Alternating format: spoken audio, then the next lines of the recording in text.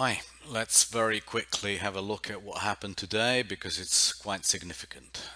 This is the 2-year note, and as you can see, it's bust straight through the channel that we marked, and it will probably now go and test this level, which is 108.29.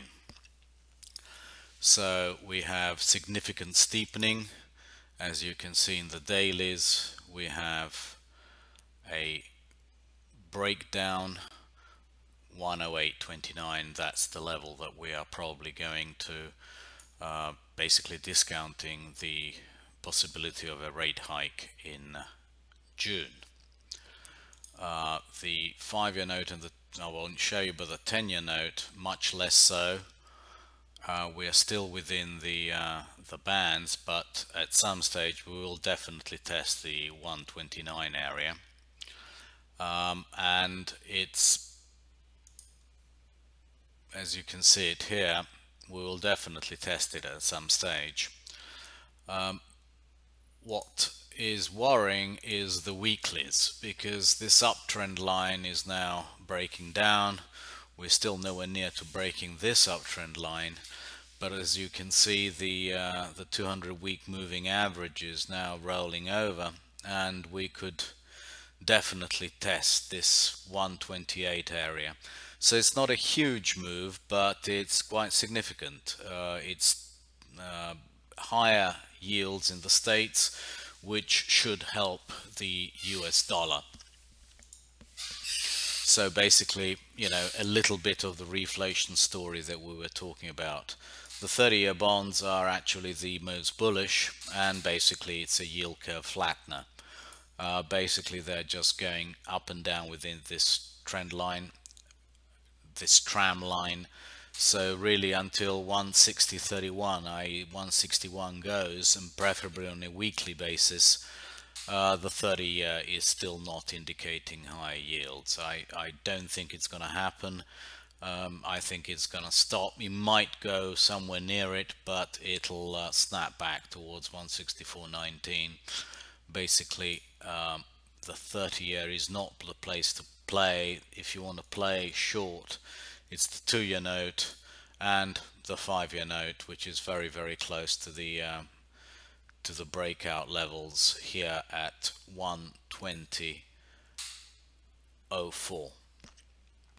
But the real story of the day, I guess, is the foreign exchange.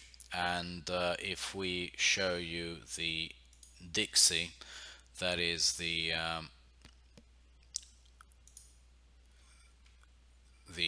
dollar index, as you can see, it bust through the top of the channel a couple of days ago, and it's now making another beeline for this very, very important level, which is 95.21, 22, 23.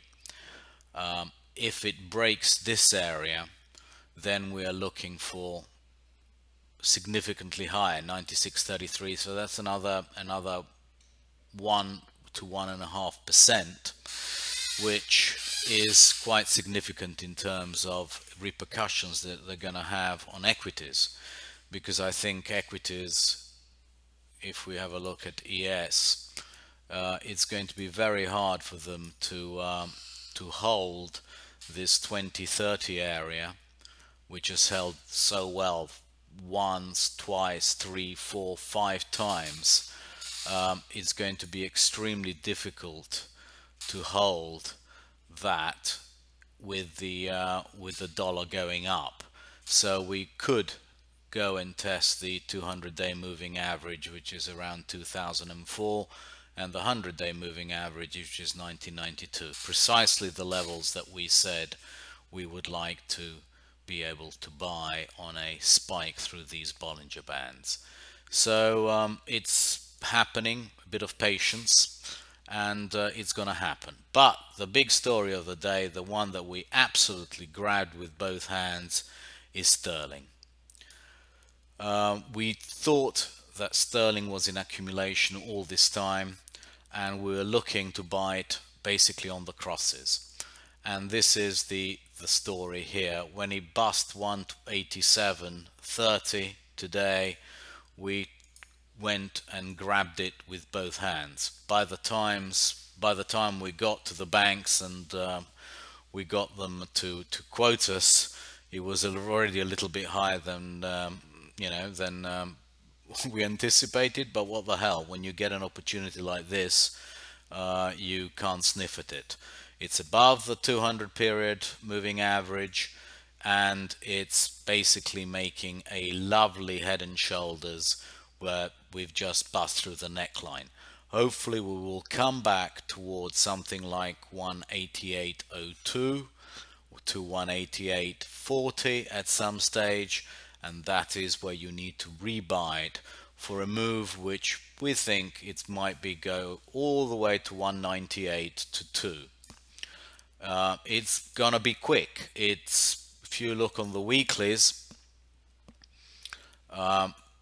this is what we're looking for. We're looking for a move back to that moving average. That's 197. It could take 2 or 3 weeks, no longer than that, and it's going to be at 197, 198, maybe just below 2. Now, if you then look at sterling Swissy, which is much the same as sterling euro pound, this is the area 142.77, 142.13 that we were looking for to buy in, and we managed to buy it just before it broke out. Again, the banks weren't exactly keen to quote us inside, but what the hell. And that has a target, we would say at least 147 to 148, and on the weeklies exactly the same. This is the 200 and the 50-day moving average in the weeklies, 147. So we would be very surprised if we are not at 147 within literally next week or the week after. Very quick move up to 147, and then we see. And just to show you the against the euro on the daily, oops, sorry about that, much the same story. This is the 200-day moving average at 75.13. We could test it sometime next week. We have these lows here, 75.26, 75.27. Be surprised if we don't get there in double quick time, i.e. within sometime towards the end of next week. On the weeklies, same story. Look where the moving averages are, look where the Bollinger Bands are, 75. So we could easily get down to 75 in double quick time. So if you haven't grabbed sterling with us, show you sterling, the one that we didn't do, which is sterling Aussie, because we thought it was too close to this moving average, which is at 204. We're already at 202. But all that basically says is that Canada Aussie is going to rally some.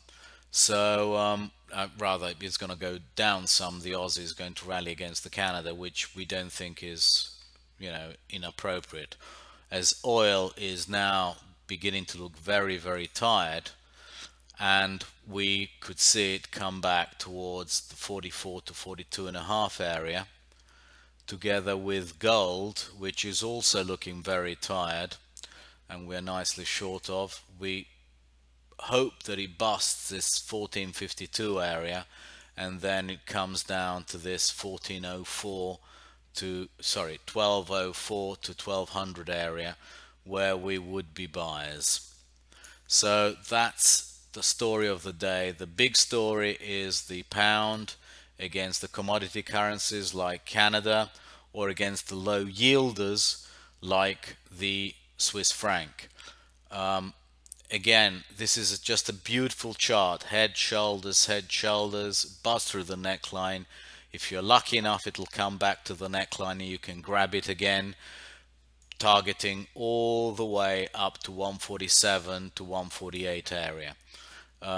It's a must trade, and you got to do it in size. It could make you or break your month or year. So that's the story. We've got all the ducks in a row. We have the 2-year note, the 5-year note, and the 10-year note going down, which are showing you high yields. We have the Dixie breaking, hopefully this area. It might take another couple of days, but we think it might easily go to 96.46, 96.5, in which case you definitely want to be long of sterling. And this is the 200-day moving average, where this line is 96.50. 96.50 has been the pivot point all year. Every time it goes through, every time it busts, it comes back to 96.50. And that's the pivot point, and it's about equivalent to 111.50 in the euro. So look for this move to 96.50, and when it gets there, you want to be square in sterling and on the crosses. Sterling always trades with the dollar, so as long as the dollar is bullish, sterling is bullish. So this is the trade of the month as far as we're concerned. Long sterling, short commodity currencies until the dollar touches 96.50. Thank you.